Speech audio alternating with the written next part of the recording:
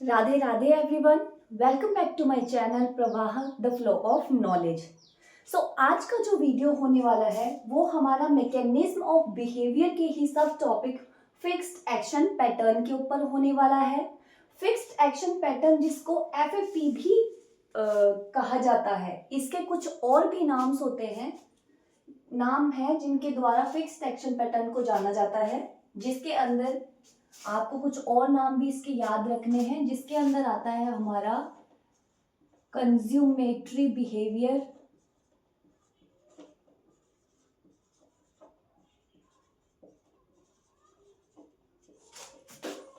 इनेट और inborn behaviour,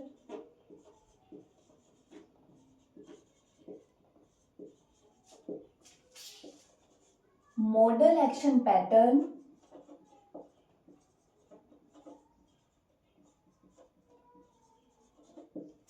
ये जो कुछ स्पेसिफिक नाम है, एक आता है मॉर्फोजेनेटिक ऑर्गेनाइजेशन।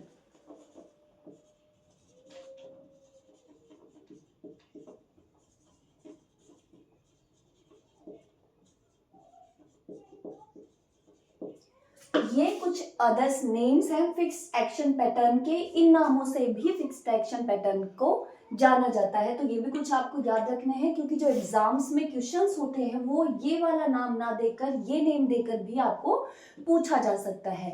तो अब हम पता करते हैं कि फिक्स्ड एक्शन पैटर्न्स होते क्या हैं। फिक्स्ड एक्शन पैटर्न्स जो होते हैं वो हमारे जीन्स से कनेक्टेड होते हैं। फिक्स्ड एक्शन पैटर्न्स के लिए हमारी बॉडी में जो जीन्स होते हैं वो रिस्पॉन्सिबल होते हैं। जैसा कि आप लोग जानते हैं कि बिहेवियर जो होता है, फिक्स्ड एक्शन पैटर्न जो बिहेवियर के अंदर हम पढ़ रहे हैं, बिहेवियर जो होता है वो टू टाइप्स का होता है। एक होता है इनेट एंड दूसरा होता है हमारा लर्न्ड बिहेवियर। ओके, तो लर्न बिहेवियर जो है वो हम आगे फर्दर वीडियोस जो आएंगी उनके अंदर पढ़ेंगे। और ये जो फिक्स्ड एक्शन पैटर्न है, ये इनेट बिहेवियर जो होता है, जो कि जन्मजात बाय बर्थ हमारे अंदर फिक्स्ड रहता है, उसके अंदर आता है। तो फिक्स्ड एक्शन पैटर्न जो है वो हम आज पढ़ने वाले हैं। तो सबसे पहला जो पॉइंट इसका होता है वो ये कि ये हमारे जीन्स से कनेक्टेड होता है। इसके लिए जो होते हैं वो genes are responsible for this behavior।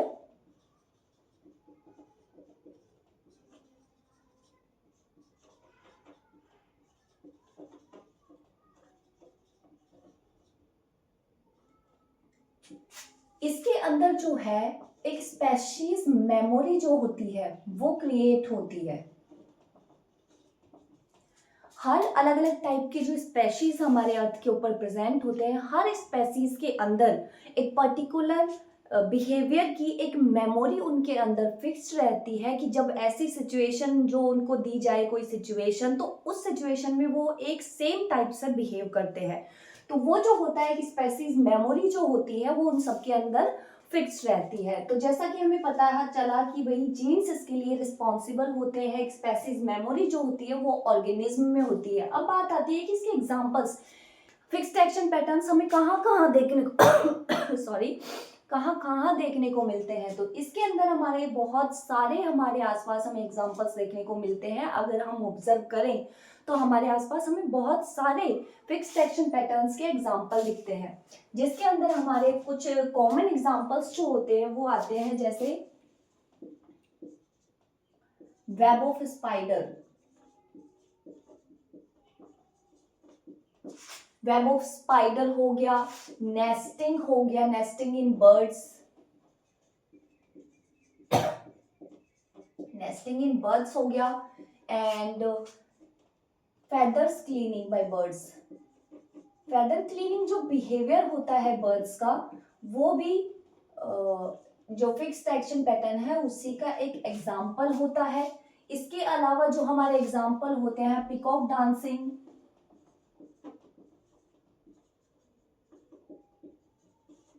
ये भी फिक्स्ड एक्शन पैटर्न का एक एग्जाम्पल है। इसके बाद हम जनरली अगर ह्यूमंस के ऊपर लेकर देखते हैं तो ह्यूमंस के अंदर जो बेबीज होते हैं वो क्रॉल करना, उनकी स्माइल, उनके रिफ्लेक्स जो बाय बर्थ ही हमें कुछ ही टाइम में देखने को मिल जाते हैं, क्या वो किसी से सीखते हैं? बिल्कुल नहीं, ये उनमें बाय बर्थ प्रेजेंट होते हैं। तो वही चीज हम पढ़ रहे हैं कि बाय बर्थ जो कुछ फीचर्स, कुछ बिहेवियर जो ऑर्गेनिज्म के अंदर प्रेजेंट रहते हैं, जिनको लर्न करने की जरूरत नहीं होती है, वो इंस्टिंक्ट उनके अंदर आते हैं। सो वो फिक्स्ड एक्शन पैटर्न्स होते हैं। तो ह्यूमंस में भी हम देख लेते हैं कि ह्यूमंस के अंदर उनकी smile, crying, crawling of babies, so ये जो है वो फिक्स्ड एक्शन पैटर्न के ही एग्जाम्पल होते हैं। इसके अलावा और भी बहुत सारे एग्जाम्पल जो है वो हमें ऑर्गेनिज्म के अंदर देखने को मिलते हैं, जैसे उनका जो feeding, courtship behaviour,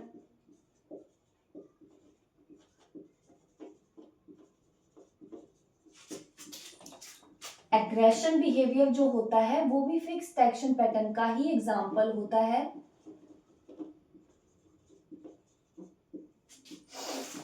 reproductive instincts भी होते हैं।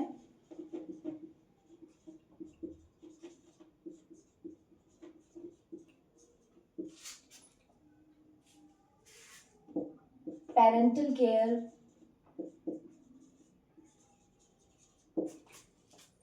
ओके। सो ये सारे जो एग्जाम्पल्स होते हैं वो फिक्स्ड एक्शन पैटर्न के अंदर हम मोस्टली जनरली हमें देखने को मिलते हैं। और भी बहुत सारे एग्जाम्पल हैं। एग्जाम्स में मोस्टली जो आपके क्वेश्चंस होते हैं वो एग्जाम्पल देकर आपसे पूछा जाता है कि ये फिनोमिनन, ये एग्जाम्पल देकर आपसे पूछ लेंगे कि ये फिनोमिनन को आप क्या कहेंगे, तो वो हमारा होता है फिक्स्ड एक्शन पैटर्न।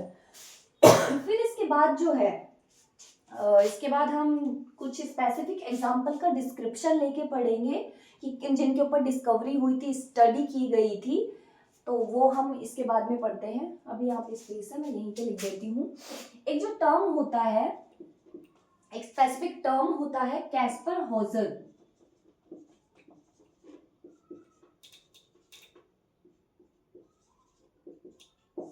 कैस्पर हॉजर जो टर्म होता है वो कुछ ऐसे ऑर्गेनिज्म को दिया जाता है जिनको कि साइंटिस्ट अपना स्टडी करने के लिए आइसोलेट करके रखते हैं एक पर्टिकुलर प्लेस पे, और उनके बिहेवियर को, उनकी फिजियोलॉजी को, उनके बिहेवियर जो होता है उनका normally daily to daily life में किस स्टिमुलस को लेकर वो कैसा बिहेव करते हैं, उन सब की स्टडी करने के लिए जब उनको आइसोलेट करके रखा जाता है तो उस जो एनिमल्स को जो होता है, उन एनिमल्स को ये टर्म दिया गया है Kaspar Hauser. Okay, so the term is given to the organisms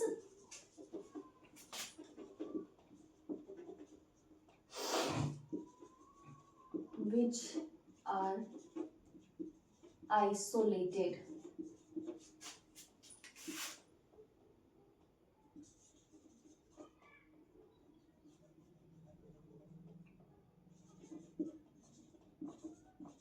particular place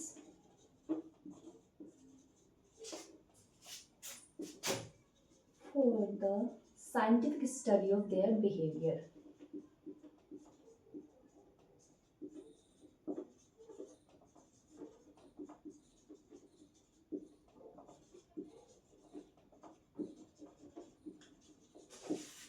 okay, so Kaspar Hauser ये इम्पॉर्टेंट टर्म है, आपको पूछा जा सकता है एग्जाम्स में कि ये किस टर्म, ये जो टर्म है ये किस टाइप के ऑर्गेनिज्म को दी जाती है। तो हमें पता होना चाहिए कि ये जो टर्म है वो साइंटिस्ट के द्वारा जो कुछ ऑर्गेनिज्म जिनको आइसोलेट करके रखा जाता है उनके बिहेवियर की स्टडी करने के लिए, उनको ये टर्म दिया गया है कैस्पर हॉजर। ओके, सो अब हम ये बात पे पहुंचते हैं कि जो ऑर्गेनिज्म होते हैं वो बिहेव तो करते हैं, लेकिन उस बिहेवियर को ट्रिगर करने के लिए क्या रिस्पॉन्सिबल होता है? क्या नॉर्मली नॉर्मल सिचुएशंस के अंदर भी एनिमल्स बिहेव करते हैं? बिल्कुल नहीं। किसी भी ऑर्गेनिज्म के एक पर्टिकुलर बिहेवियर को ट्रिगर करने के लिए कुछ फैक्टर्स रिस्पॉन्सिबल होते हैं। वो फैक्टर्स जेनेटिकली भी हो सकते हैं, बायोलॉजिकल भी हो सकते हैं और नॉन बायोलॉजिकल वे में भी हो सकते हैं। जैसे नॉन बायोलॉजिकल वे में हमारे जो एनवायरमेंटल फैक्टर्स हैं वो भी किसी पर्टिकुलर बिहेवियर को ट्रिगर करने के लिए रिस्पॉन्सिबल हो सकते हैं। दूसरा हमारे जो बायोलॉजिकल फैक्टर्स हैं जिसके अंदर कोई दूसरा ऑर्गेनिज्म जो प्रेजेंट रहते हैं, एक ऑर्गेनिज्म के सराउंडिंग के अंदर जितने भी living things, living objects present होते हैं, उनकी वजह से अगर कोई पर्टिकुलर बिहेवियर ट्रिगर होता है तो वो बायोलॉजिकल फैक्टर्स होते हैं। So biological and non biological factors जो होते हैं वो दोनों ही रिस्पॉन्सिबल होते हैं किसी भी ऑर्गेनिज्म में एक पर्टिकुलर टाइप के बिहेवियर को ट्रिगर करने के लिए। सो अब जो मेन फैक्टर है कि कोई भी जो फैक्टर है जिसने ट्रिगर किया बिहेवियर को, वो उसको हम क्या नाम देते हैं? तो जैसा कि मैंने आपको फर्स्ट वीडियो के अंदर बताया था, साइंस स्टिमुलस। आई होप आप सबको लर्न होगा कि साइंस स्टिमुलस जो वर्ड था वो किसके द्वारा दिया गया था? कोनार्ड लोरेंज के द्वारा। सो कोनार्ड लोरेंज के द्वारा जो साइंस स्टिमुलस वर्ड दिया गया था, उसी की वजह से वो जो साइंस स्टिमुलस वर्ड जो है वो उन्हीं फैक्टर्स को दिया गया था जिनकी वजह से एक पर्टिकुलर बिहेवियर जो होता है ऑर्गेनिज्म का वो ट्रिगर होता है। तो अब हम जो है वो साइंस स्टिमुलस के बारे में स्टडी करेंगे। इसके बाद आता है हमारा साइन स्टिमुलस, या इसको आप की स्टिमुलस भी बोल सकते हैं।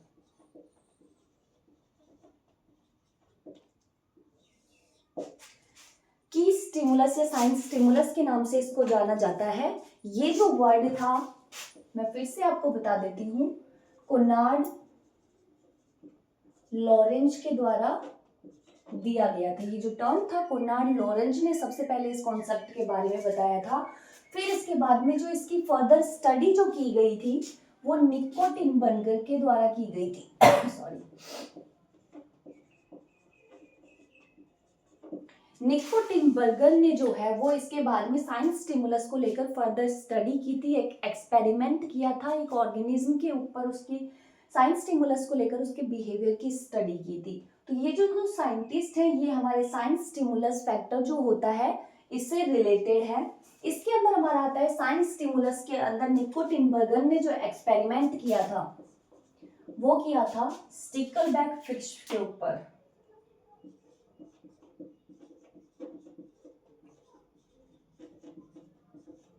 स्टिकलबैक फिश जो होती है वो एक फ्रेश वाटर फिश होती है।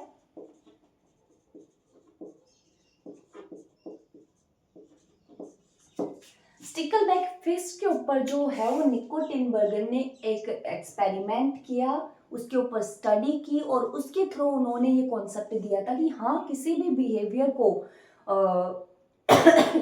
रिप्रेजेंट करने के लिए, कोई भी एनिमल का बिहेवियर जो है उसको लाने के लिए आपको उसको कोई ना कोई साइंस स्टिमुलस देना होता है। विदाउट साइंस स्टिमुलस आप किसी भी ऑर्गेनिज्म के बिहेवियर का पता नहीं कर सकते हैं। तो फर्स्ट ऑफ ऑल जो उन्होंने किया क्या था स्टिकलबैक फिश के बारे में, स्टिकलबैक फिश जो होती है वो नॉर्मली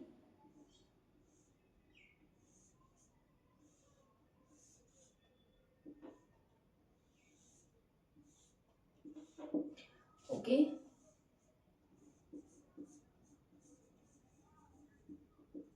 स्टिकलबैक फिश जो होती है वो नॉर्मली जो मेल स्टिकलबैक फिश होती है उसका जो बेली है वो बेली पे अगर रेड कलर देखने को मिलता है, अगर रेड बेली उसको देखने को मिलती है, देन जो दूसरी स्पेशीज होती हैं उनको ये जो रेड बेली है उनके अंदर एक ऐसे साइंस स्टिमुलस के तौर पर जाती है जिससे कि उनको पता चलता है कि ये एग्रेसिव बिहेवियर यहाँ पे शो कर रहा है, ये अपनी टेरिटोरियलिटी को प्रोटेक्ट यहाँ पे कर रहा है, एग्रेशन मोड में है, अटैकिंग मोड में है। तो वो जो स्पेशीज हैं वो इसके आसपास नहीं आती हैं।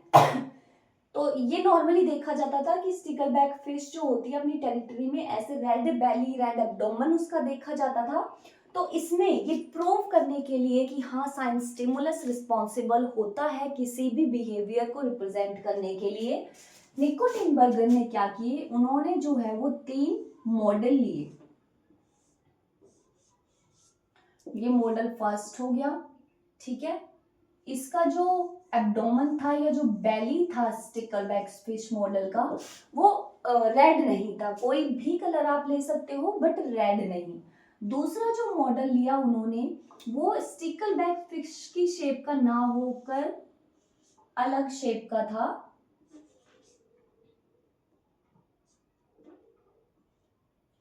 बट उसका जो बैली था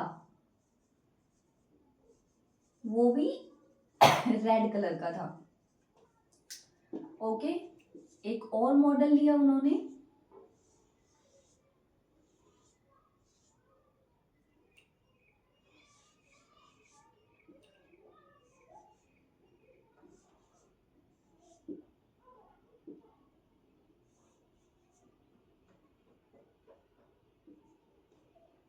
इसका बैली भी जो था वो रेड नहीं था। तो निको टिनबर्गर ने जो है वो 3 मॉडल क्रिएट किए। उनको जब उन्होंने वहां पे वाटर के अंदर उनको छोड़ा, ये जो 3 मॉडल थे उन्होंने वाटर के अंदर रिलीज किए, और जब उस चीज की स्टडी की तो निको टिनबर्गर ने हमें बताया कि और जो ऑर्गेनिज्म थे, ये जो स्टिकलबैक फिश थी जिनका बेली बटन जो था वो रेड कलर का नहीं था, तो उनकी टेरिटोरियलिटी के अंदर जो है वो दूसरी फिशेज या दूसरे ऑर्गेनिज्म भी जो थे वो आ जा रहे थे। इनका जो ये बेली बटन जो रेड नहीं था वो उनके अंदर जो एग्रेशन वाला जो ट्रिगर था बिहेवियर, वो उसको ट्रिगर नहीं कर रहा था। बट ये जो मॉडल था जो कि स्टिकलबैक फिश की शेप का भी नहीं था, एक डिफरेंट शेप का था, but the main point is here, इसका जो बेली बटन था वो कैसा था, रेड। तो यहाँ से उन्होंने ऑब्जर्व किया और उन्होंने बताया कि मेन साइन स्टिमुलस जो होता है एग्रेसिव बिहेवियर को ट्रिगर करने के लिए वो होता है ये रेड बेली बटन। तो अगर फिश का रेड बेली बटन है तो वहां पे वो एग्रेसिव बिहेवियर मतलब शो कर रहा है, दूसरे स्पेशीज को भी पता चलता है कि हाँ ये एग्रेसिव बिहेवियर शो कर रहा है, इसकी टेरिटोरियलिटी में हमें नहीं जाना है। तो ये एक्सपेरिमेंट जो है वो निको टिनबर्गर के द्वारा दिया गया और यहाँ से क्लैरिफाई हुआ कि हाँ किसी भी बिहेवियर को ऑब्जर्व करने के लिए हमें साइन स्टिमुलस देना ही पड़ेगा। विदाउट साइन स्टिमुलस कोई भी ऑर्गेनिज्म एक पर्टिकुलर बिहेवियर यहाँ पे शो नहीं करता है। तो ये हो गया इनका साइन स्टिमुलस का बाद में। ये एक्सपेरिमेंट जो है वो निको टिनबर्गर के द्वारा किया गया था। इसके बाद आता है और क्या क्या एग्जाम्पल है साइंस स्टिमुलस के, मतलब डेली टू डेली हम जो बिहेवियर के अंदर देखते हैं कि ऑर्गेनिज्म बिहेवियर कर रहे हैं, उनमें हम कैसे पता करें कि क्या साइंस स्टिमुलस उनको दिया जा रहा है। Okay, so most simple example जो आई होप मोस्टली विलेज में जो रहते हैं उनको ये चीज देखने को मिलती होती है, पिकॉक डांसिंग।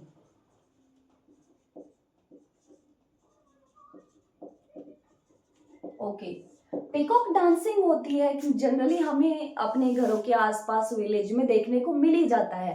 तो क्या पिकॉक जो होते हैं वो ऐसे ही डांस करते रहते हैं विदाउट एनी रीजन? बिल्कुल नहीं। पिकॉक जो होते हैं वो एक पर्टिकुलर सीजन के अंदर अपना डांस फॉर्म शो करते हैं। सारे जो पिकॉक्स होते हैं उनकी डांसिंग फॉर्म सेम ही रहती है। ऐसा तो नहीं है ना कि एक पिकॉक अलग तरीके से डांस करता है या दूसरा अलग तरीके से, बिल्कुल नहीं, ऐसा नहीं होता है। सभी जो पिकॉक्स होते हैं वो same form of dance represent करते हैं।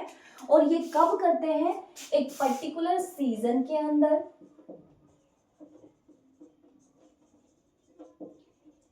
ब्रीडिंग सीजन जो होता है इनका, उसी के अंदर ये अपना एक पर्टिकुलर डांस परफॉर्म करते हैं। और ये डांस परफॉर्म कब करते हैं? जब when peahens present nearby, sorry,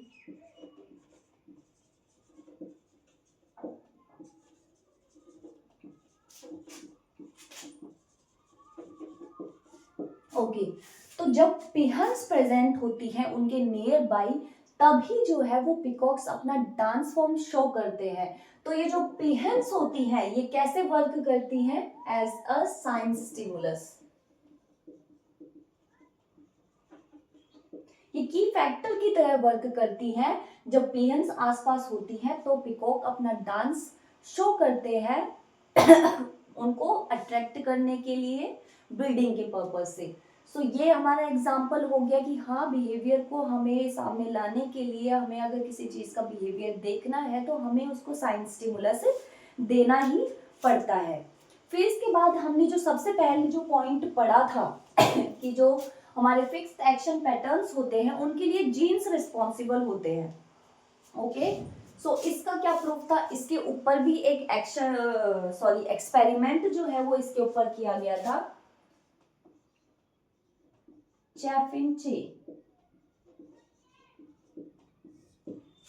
चैफिंची जो है वो एक बर्ड है, उसके ऊपर साइंटिस्ट ने स्टडी की।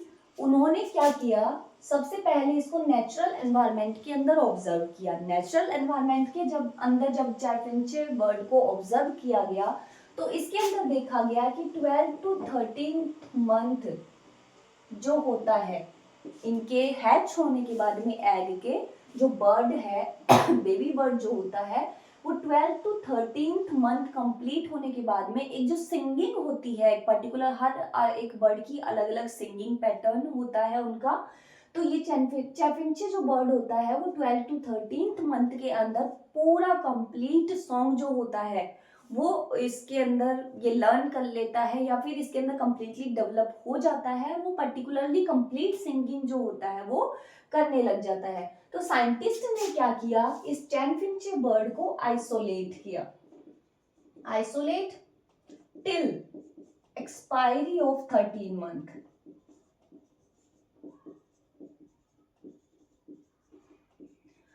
तो जो क्रिटिकल या क्रूशियल फेज था जिसके अंदर जो पूरा टाइम पीरियड जिसके अंदर पूरी सिंगिंग उनकी डेवलप हो रही होती है, उसी टाइम पीरियड के लिए हैचिंग के जस्ट बाद में इनको एक पर्टिकुलर प्लेस पे आइसोलेट किया गया, जहां पे दूसरे जो इनके स्पेशीज से रिलेटेड बर्ड्स थे बिल्कुल नहीं थे, ये किसी को ऑब्जर्व नहीं कर पा रहे थे। फिर भी क्या देखा गया कि after the ending of 13th month proper singing जो होती है,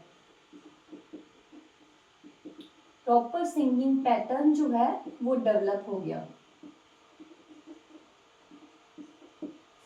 तो after 13th month isolated condition के अंदर भी इनके अंदर एक प्रॉपर सिंगिंग पैटर्न डेवलप हुआ। वहां से हमें ये चीज और कंफर्म हुई है कि हाँ, जो ये फिक्स्ड एक्शन पैटर्न्स होते हैं इनके लिए जीन्स रिस्पॉन्सिबल होते हैं, ये इनेट होते हैं, इनबॉर्न होते हैं। इनको सीखने के लिए हमें किसी को ऑब्जर्व करने की जरूरत नहीं पड़ती है। तो बाय बर्थ जो होते हैं वो ये हमारे अंदर प्रेजेंट होते हैं। ये एक और एग्जाम्पल था हमारा फिक्स्ड एक्शन पैटर्न का जेनेटिक रिलेशन प्रूव करने के लिए। एक और जो है वो liquid diet experiment.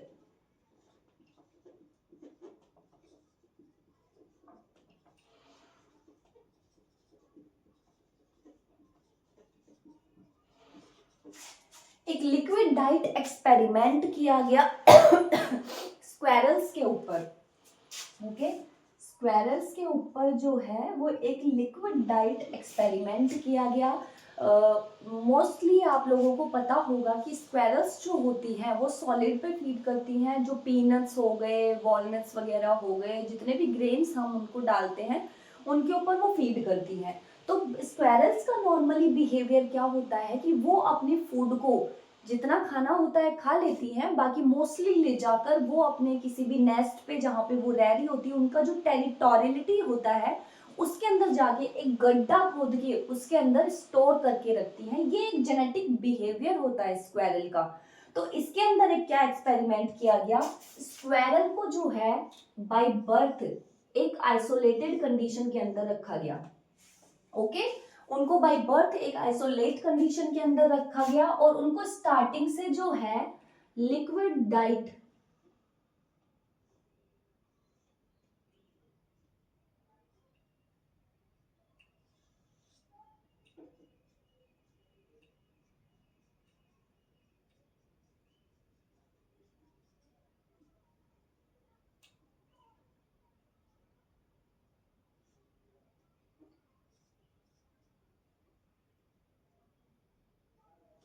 Okay, so by birth जो है वो स्क्वेरल को जो है वो लिक्विड डाइट दी गई। अब लिक्विड डाइट तो ऐसी नहीं होती है ना कि ये जाकर कहीं पे अपने इस आइसोलेटेड एरिया के अंदर कहीं पे जाके स्टोर करे, बिल्कुल नहीं। लेकिन इसके बाद एक लंबे टाइम तक इसको आइसोलेट रख के जब इस स्क्वेरल को रिलीज किया और सॉरी माय मिस्टेक, इसको जो है लिक्विड डाइट के ऊपर रखा गया, लेकिन आफ्टर ए लॉन्ग टाइम जब इसको लिक्विड डाइट से सॉलिड के अंदर, सॉलिड डाइट जब इसको दी जाने लगी तो इसने वही सेम बिहेवियर शो किया।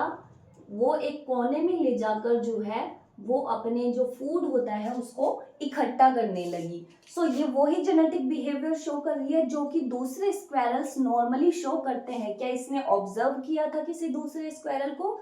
बिल्कुल नहीं। इसको जो है वो बाय बर्थ ही एक पर्टिकुलर कंडीशन में रखा गया था, आइसोलेट करके रखा गया था, लेकिन फिर भी इसके अंदर ये फूड को एक जगह पर दिख करके स्टोर करने वाली जो बिहेवियर थी वो डेवलप हुई। इट मीन्स ये इसके जीन्स के अंदर ही प्रेजेंट है, एक स्पेसीज मेमोरी इसके अंदर फिक्स्ड है जिसकी वजह से ये बिहेवियर शो कर रही है। तो ये कुछ एक्सपेरिमेंट्स थे जिनके द्वारा ये प्रूव किया गया था कि हाँ, फिक्स्ड एक्शन पैटर्न्स जो होते हैं वो हमारे जीन से रिलेटेड होते हैं। ओके,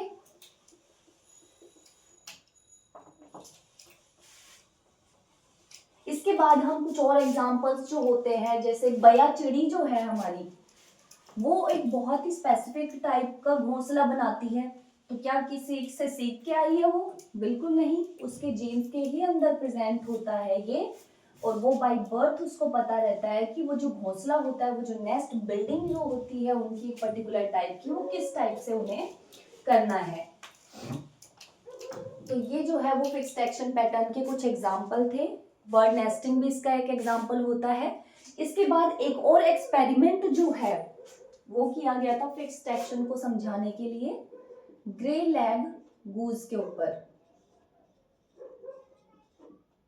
ग्रे लैग गूज जो है वो एक बर्ड है। ओके, जो ग्रे लैग गूज है एक बर्ड है। ये क्या करता है, ग्रे लैग गूज जो है ये उसका नेस्ट होता है, एक राउंड शेप में एक स्मॉल नेस्ट का फॉर्मेशन ये करता है।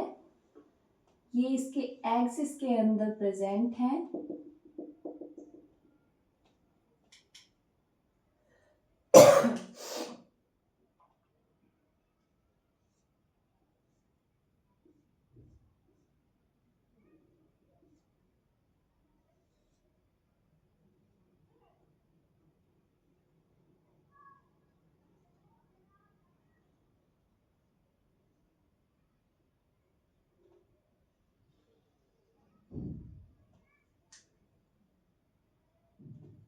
ये जो ग्रे लैग गूज जो बर्ड होता है ये अपने नेस्ट के अंदर जैसे इसके एग्स प्रेजेंट है, ठीक है।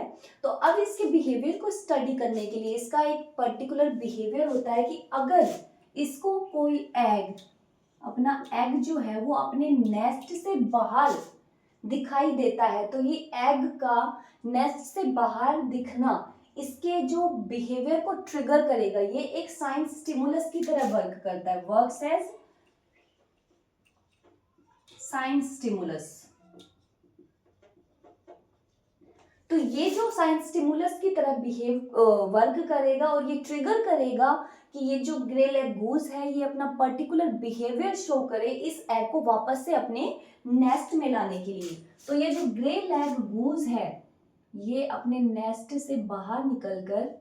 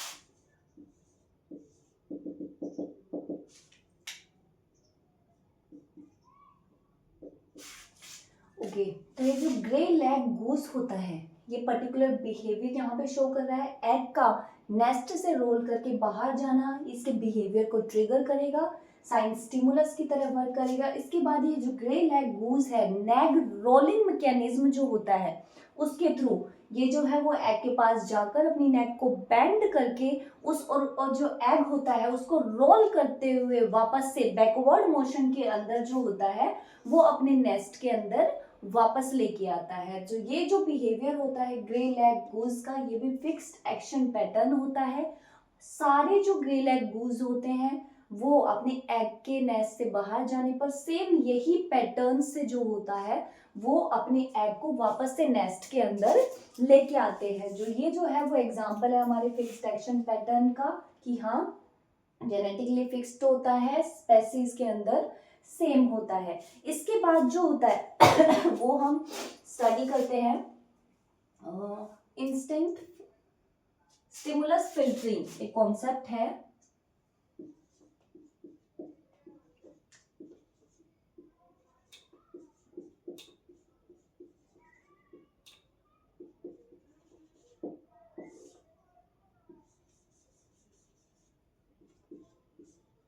ओके, स्टिमुलस फिल्टरिंग जो है एक कॉन्सेप्ट है। इसके अंदर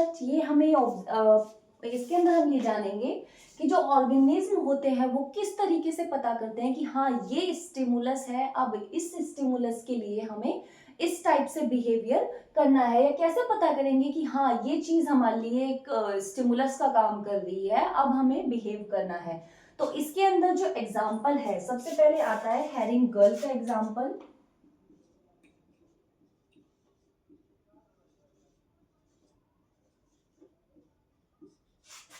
हैरिंग गर्ल जो होती है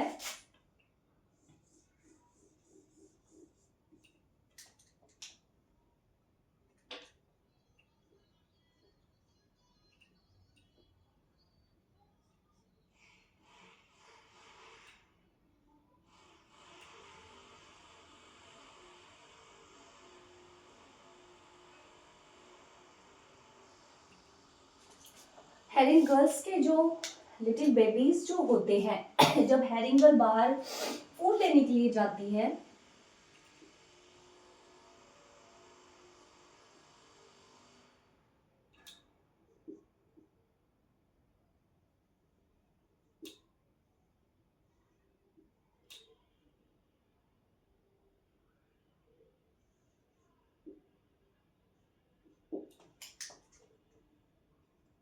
ये जो है वो स्मॉल स्मॉल जो इंसेक्ट्स होते हैं उनको पकड़कर जब वापस से अपने नेस्ट पर आती है तो इसको क्या चीज ऐसी ट्रिगर करेगी, क्या इसके लिए साइंस स्टिमुलस का वर्क करता है कि हाँ इसके जो चिल्ड्रंस होते हैं इनको फूड की रिक्वायरमेंट है और वो उनको फूड प्रेजेंट करेगी। तो उसके लिए जो है रिस्पॉन्सिबल क्या फैक्टर होता है वो ये होता है कि ये जो बर्ड्स के बच्चे होते हैं ये यहाँ पे जो इसकी बीक के ऊपर हैरिंग गर्ल जो होती है उसकी बीक के ऊपर एक रेड डॉट प्रेजेंट होता है।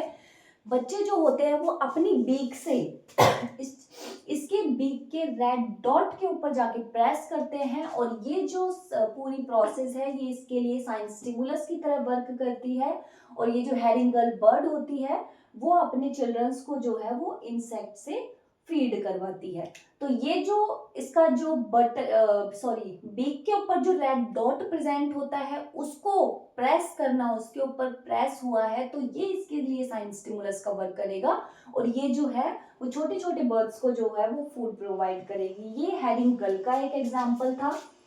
दूसरा एक और एग्जाम्पल है, एक सिंगिंग बर्ड जो होती है उसके ऊपर भी स्टडी की गई, जिसके अंदर देखा गया था कि वो बर्ड्स जो होती हैं उनके जो बेबीज होते हैं, हर डिफरेंट डिफरेंट बर्ड्स में डिफरेंट डिफरेंट टाइमिंग का फर्क होता है। कुछ के जो बेबीज होते हैं वो कुछ वीक के अंदर, कुछ के कुछ डेज के अंदर, कुछ के बाय बर्थ ही उनकी आईज ओपन हो जाती हैं, किसी को कुछ मंथ्स का टाइम लगता है। तो ये स्पेसीज वाइज वेरीड होता है, डिफरेंट डिफरेंट टाइमिंग जो होता है वो होता है इसका। तो एक जो बर्ड्स होती हैं इनके बच्चे जो होते हैं उनको कैसे पता चलता है कि हाँ उनके जो मदर है या फादर है जो भी है वो उनके नेस्ट में वापस आ चुकी है। तो उसके लिए ये क्या होता है कि एक्सपेरिमेंट किया साइंटिस्ट ने, नेस्ट के अंदर जो है, नेस्ट के अंदर जहां पर बर्ड्स के छोटे छोटे बेबीज प्रेजेंट थे,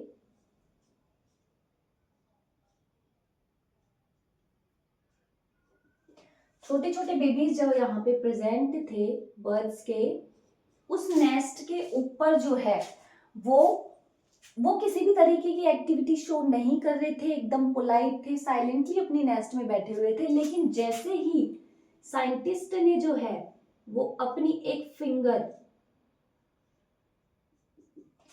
फिंगर से जो है इनके नेस्ट के ऊपर जर्क किया, प्रेशर दिया, तो वो जो प्रेशर था उसने एक साइन स्टिमुलस की तरह वर्क किया, और उस प्रेशर के पड़ते ही जो ये चिल्ड्रंस थे, छोटे छोटे बर्ड्स के बेबीज थे, इनको ऐसा लगा कि हाँ उनके पेरेंट्स वापस से नेस्ट में आ गए हैं, और उन्होंने चिरपिंग स्टार्ट कर दी, जोर जोर से साउंड प्रोडक्शन स्टार्ट कर दिया। तो ये जो जर्क था जो कि साइंटिस्ट के द्वारा प्रोवाइड किया गया, इसने कैसे वर्क किया, साइन स्टिमुलस की तरह। तो ये जो कुछ फैक्टर्स होते हैं जिनके थ्रू ऑर्गेनिज्म ये डिसाइड करते हैं कि हाँ ये साइन स्टिमुलस के लिए हमें कैसे बिहेवियर करना है, तो ये इस फैक्टर को कहा जाता है स्टिमुलस फिल्टरिंग। तो ये कुछ एग्जाम्पल थे जिनके थ्रू हम समझते हैं कि फिक्स्ड एक्शन पैटर्न क्या होता है, फिक्स्ड एक्शन पैटर्न के लिए साइन स्टिमुलस कितने इंपॉर्टेंट होते हैं, एंड साइन स्टिमुलस के अंदर भी फिल्टरिंग देखी जाती है, और इसके कुछ एग्जाम्पल्स जो दिए गए थे साइन स्टिमुलस के और फिक्स्ड एक्शन पैटर्न के वो हमने स्टडी करे। इसके बाद जो है अब हम कैरेक्टरिस्टिक, जो मोस्ट इंपॉर्टेंट कैरेक्टरिस्टिक्स जो होते हैं फिक्स्ड एक्शन पैटर्न के, उसके बारे में हम पढ़ेंगे।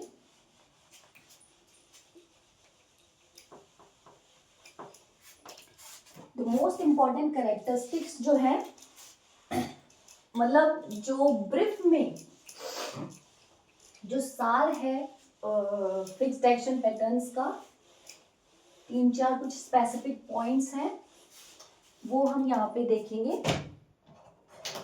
Okay, characteristics of FAP.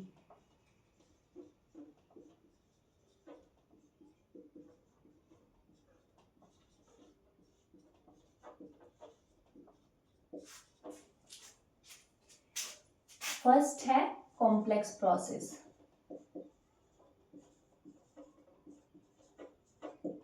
Complex ये एक बहुत ही कॉम्प्लेक्स प्रोसेस होता है क्योंकि ये जीन्स के ऊपर डिपेंड करता है। तो ऑब्वियस सी बात है कि अगर जीन्स के ऊपर डिपेंड कर रहा है तो कि बहुत डेप्थ में हमें स्टडी करनी पड़ती है कि हाँ जीन्स के अंदर क्या ऐसी चेंजेस हो रहे हैं, क्या मैकेनिज्म यहाँ पे रिस्पॉन्सिबल, कौन सा जीन रिस्पॉन्सिबल इसके लिए हो रहा है, ब्रेन के अंदर क्या फंक्शनिंग हो रही है जिसके लिए पर्टिकुलर स्टिमुलस के लिए पर्टिकुलर बिहेवियर शो हो रहा है। तो ये लंबी स्टडी जो होती है वो साइंटिस्ट को करनी पड़ती है। तो ये एक बहुत ही कॉम्प्लेक्स प्रोसेस है। दूसरा है वेरी रिजिड एंड कंजर्वेटिव।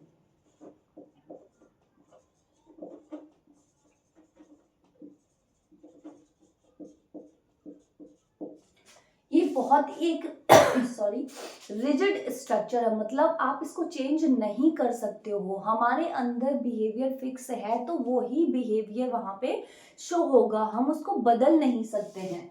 तो वो एक रिजिड और कंजर्वेटिव फीचर है, इसको हम चेंज नहीं कर सकते हैं। सेम टाइप की स्पेशीज के अंदर जो करेक्ट एक पर्टिकुलर स्टिमुलस को लेकर वो बिहेवियर जो होता है वो फिक्स होता है, हम उसे चेंज नहीं कर सकते। जैसे ग्रे लेग गूज का जो रोलिंग मैकेनिज्म है को वापस लाने का, हम उसे चेंज नहीं कर सकते हैं।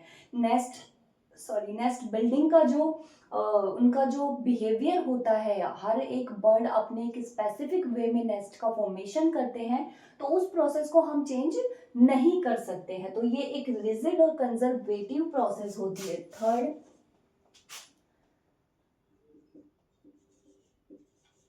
refuse any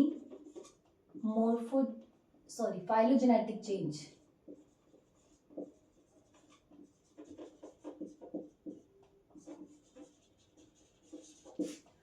any phylogenetic change को ये रिफ्यूज करती हैं, कोई भी चेंज जो होते हैं उनके बिहेवियर के अंदर नहीं आने देती हैं। इसके अंदर एक एग्जाम्पल जो होता है लॉन्ग टेल्ड मंकी।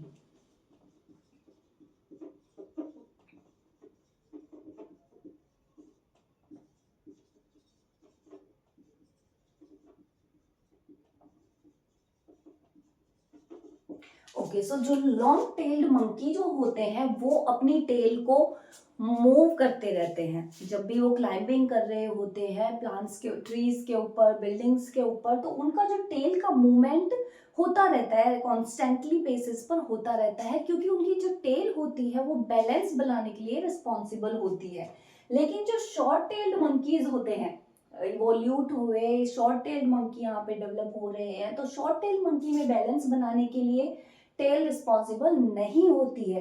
फिर भी जो शॉर्ट टेल्ड मंकी होते हैं उनकी जो टेल होती है वो भी आपको मूव करते हुए दिखेगी, मतलब एक प्रॉपर स्टेटिक नहीं रहेगी, वो भी मूव होते हुए आपको दिखती है। मतलब उस बैलेंस के लिए वो रिस्पॉन्सिबल नहीं है, लेकिन बिहेवियर उसका सेम है कि वो भी मूव होती रहती है। तो ये इसका फैक्टर है, कैरेक्टरिस्टिक है कि किसी भी फाइलोजेनेटिक चेंज को वो रिफ्यूज करते हैं, उसके अंदर कोई भी चेंज नहीं आता है, सेम बिहेवियर वो यहाँ पे शो करते हैं। तो ये जो कुछ कैरेक्टरिस्टिक्स हैं फिक्स्ड एक्शन पैटर्न के। सो आज का जो कॉन्सेप्ट है हमारा fixed action pattern, I hope मैंने आपके लिए इस टॉपिक को सिंपल बनाने में थोड़ा बहुत भी अगर रोल निभाया है अच्छा, तो please like, share and subscribe my channel, and that's it for today. Thank you so much. Radhe Radhe.